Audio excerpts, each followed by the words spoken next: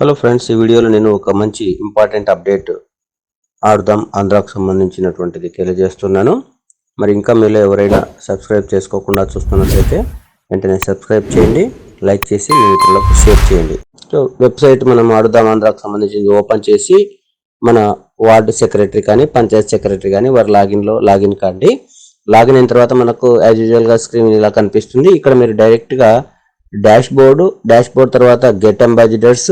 So get ambassadors లో మన జిల్లాకు సంబంధించినటువంటి state level, national level, international level matches ఆడినటువంటి క్రీడాకారుల యొక్క వివరాలన్నీ కూడా మన డిఎస్సి వారు అప్లోడ్ చేసి ఉంటారు. వాటి మీద క్లిక్ చేసి గమనించవచ్చు. దాని కిందగా మీరు అప్లోడ్ అనే ఆప్షన్ ఉంది.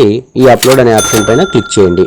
అప్లోడ్ అనే ఆప్షన్ క్లిక్ చేయగానే మనకు ఇక్కడ 4th one match score update ఈ ఆప్షన్ మీద క్లిక్ చేయండి. దీని తర్వాత ఆ మూడిటి యొక్క వివరాలు కూడా లాస్ట్లో చెప్పడం జరుగుతుంది.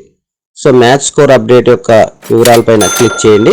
క్లిక్ చేసిన తర్వాత మీరు ఒక సెకండ్ వెయిట్ చేస్తే అది అప్డేట్ అయిపోయి స్టేట్లో ఉన్నటువంటి అన్ని జిల్లాల యొక్క వివరాలు అక్కడ కనిపిస్తాయి. సో మీకు సంబంధించినటువంటి జిల్లాను సెలెక్ట్ చేసుకోండి.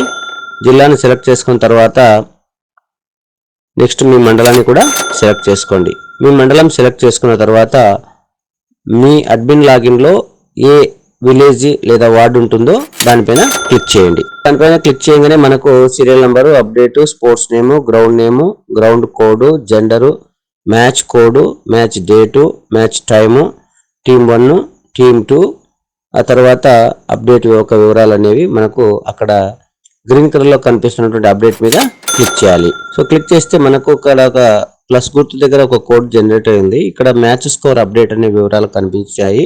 గ్రౌండ్ నేమ్ వచ్చింది, మ్యాచ్ డేటు, టీమ్ 1 నేము, టీమ్ 2 నేము.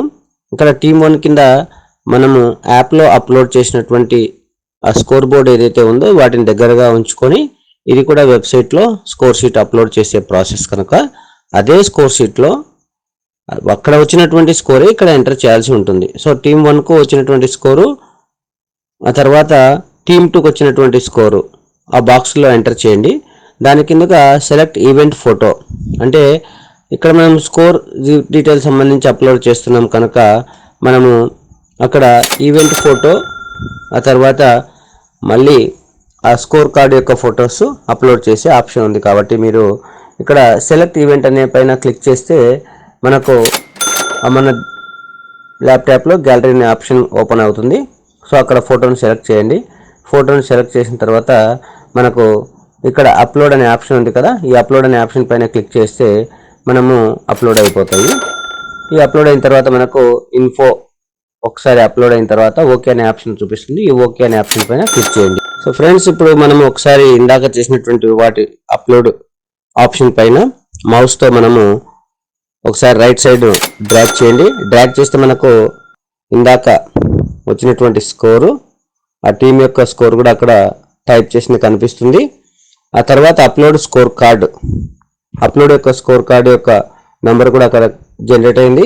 ఆ తర్వాత విన్నర్ టీమ్ 1 AAT 0150696 ఈ నెంబర్ మనకు విన్ అయినట్లుగా చూపించింది. సో ఫ్రెండ్స్, ఇది మనము వార్డ్ సెక్రటరీ, పంచాయత్ సెక్రటరీ యొక్క లాగిన్లో ఈ స్కోర్ బోర్డు యొక్క వివరాలు వెబ్సైట్లో అప్లోడ్ చేసేటువంటి ప్రాసెస్.